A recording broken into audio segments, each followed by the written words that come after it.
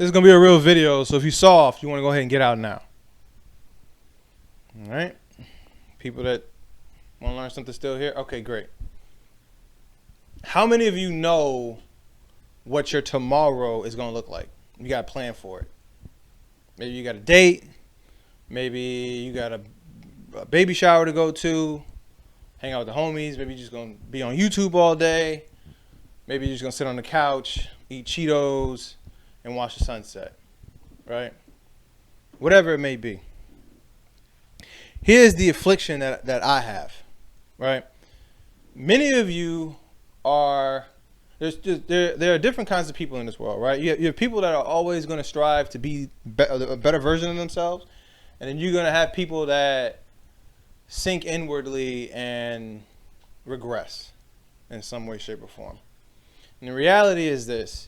Either you are getting worse or you're getting better. There is no stay the same. Because staying the same is actually getting worse. It's making your way to worse. So you're either improving or you are regressing. Those are the two options. For the ones of you that plan on doing something that's going to make your life great and move you to the next level, I commend you. That's perfect. This video is not for you. Maybe you could recommend it to somebody who isn't necessarily like that, right? But for you individuals who are wasting time in life, for you individuals that are stuck in one place, aka regressing, moving backwards, for you individuals, this video is for you. And it might not click today, it might not click in 6 months, it might take a year. You never know when these type of videos are going to actually make their splash. But my dedication to you is to give you some feedback on my life circumstances, some of the things that I've been through, so that you could use them to get to the next level without having to go through what I went through. All right? So, I'm a military brat. Right? Last place we were stationed, West Point, New York. Shout out to the Army. Go Army, beat Navy. So as a child, I was used to moving around a lot. I was used to, being in new cities, being in new, different states, traveling, making new friends over and over and over again. And everybody knowing who your dad is. So having a certain standard set, you can't do all the things that certain people can do. Military life, right? My dad was sick, right? Sicker than what his children knew, right? I'm one of 5, and so my dad was deployed a lot, and it made it a real challenge. It made it really, really challenging to bond with him. And as a child, some of the few moments that I did get with him were when he would say he's going to the grocery store or the PX commissary, right? And I'd be like, oh man, I can't wait. That sounds so fun. Like, let me go grab my shoes. Now I was a child, like 7, 6. And I would run, find my shoes, find match socks. I remember I had it was a Jurassic Park had just came out. I had Jurassic Park curtains, and I would run upstairs, grab all my stuff, run back downstairs, and I would see the car pulling off. And he did that quite a bit. As I was a child, he did that a lot, and it got to the point where in my adolescence I stopped asking to go. And I was like, I'm good. I built up a callus, if you will, to that. And I mean, it took a long time because, I was absolutely broken when he when he did it. I remember falling apart. I just remember crying in the window as the car pulled off. I would see the car pull off. Sometimes the worst ones were when I would see the car pull off because there's nothing I could do about it. But I was too small to do anything. But there was times where I come downstairs and the car was already gone. Right, and I think that one sucked more, right? Because I didn't stand a chance. But so when I grew older, and my dad, his health was declining. I didn't know this, but his health was declining, and so he slowed down a lot. But I'm 14, 15, 16, 17, 18, I'm starting to develop my own personality, and have a group of friends, things I like to do, places I like to go, stuff like that. And so he would always try to create this environment in which we could do something together, right? Whether it be grilling, smoking on the grill, or a Super Bowl, football. My dad loved football. He was a starting fullback for the Oklahoma Sooners, so he was a big football fan. And I was good on all that, right? Because again, I built up a callus towards bonding with him in that way. I still spoke to him and looked for advice and stuff like that. But as far as kicking it with him and having fun, I just wasn't on that kind of time. And so I remember one night, I came home and I had this crippling headache. I mean, it was bad. It was a crippling headache. And he offered me some Motrin or Tylenol. I just blew him off. I'm good. Went to bed. I don't even remember sleeping. I just remember blacking out. Like I just remember blacking out, waking up the next day, going downstairs. And every time I would go downstairs, I put my hand on the door. All right, Dad. I'll turn around. He'd be ironing his shirt, whatever. I grew up watching my dad get ready for work, which I think is an important aspect for a young man. Put my hand on the door. All right, Dad. And I didn't hear anything back. Long story short, I found him unconscious. He had a brain aneurysm.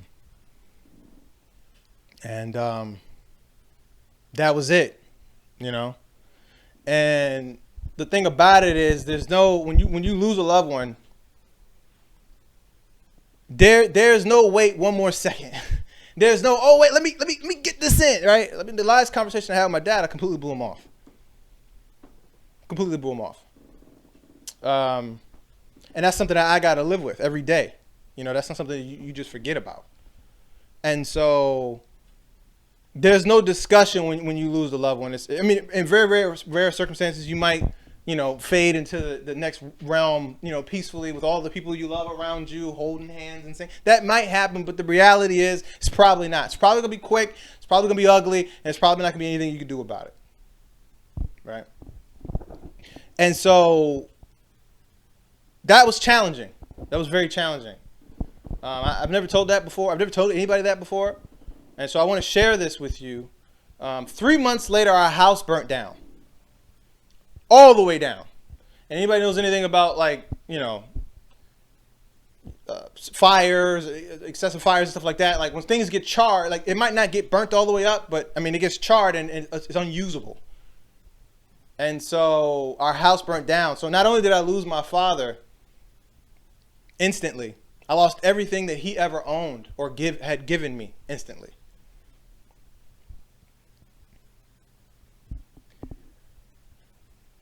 You understand what I'm trying to tell you?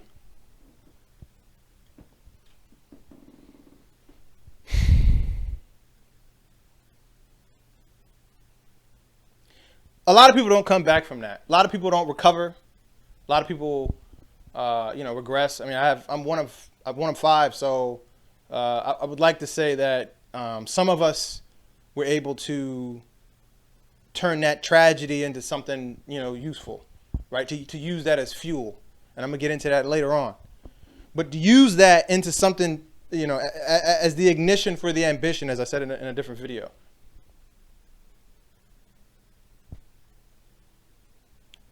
The homeless people that you see on the street, the drug using people that you see in the street, people stuck on meds and depression and stuff like that. Oftentimes, it stems from something like that. And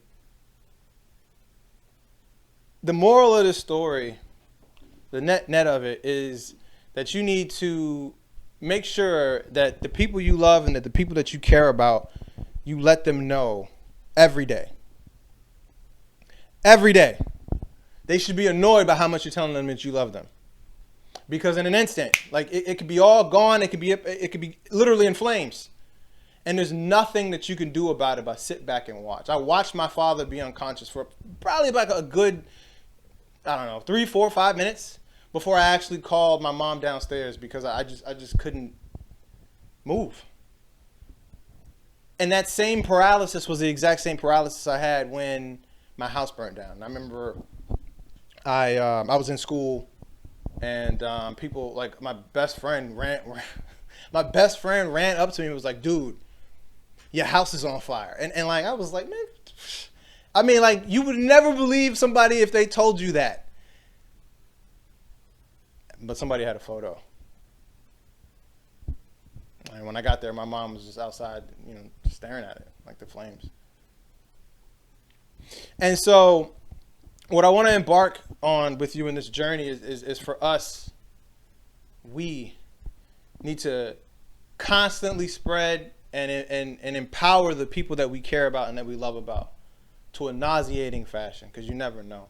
And then the second part of that is that you need to get the absolute most you can get out of this experience called life.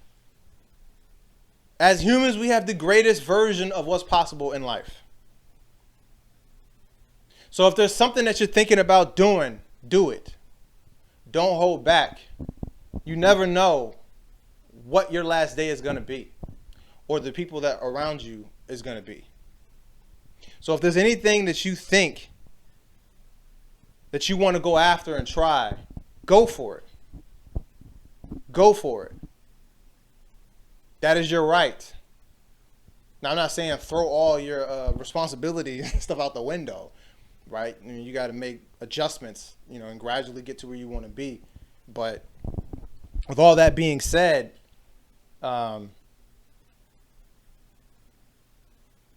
key to life is to be able to get what you want to get out of it, and enjoying the experiences, and not only by yourself, but with the people that you care about. Get the most out of this experience. And so I pour into my friends. 1 second. I pour into my friends in a nauseating fashion. And one of my buddies from New York, we've been friends for, oh my goodness, he's known me for almost 20, well, probably over 20 years now. This is one of the things that he's bought me. I don't know if you can see it, but this Goku and Vegeta, and it basically says, in your darkest hour, it's hanging on the wall over there, but in your darkest hour, if you ever need anything, call on me. And that's the vibes that we have, you know. Take with that what you will, but I hope at some point this affects you deeply and you make some changes. Here ended the lesson.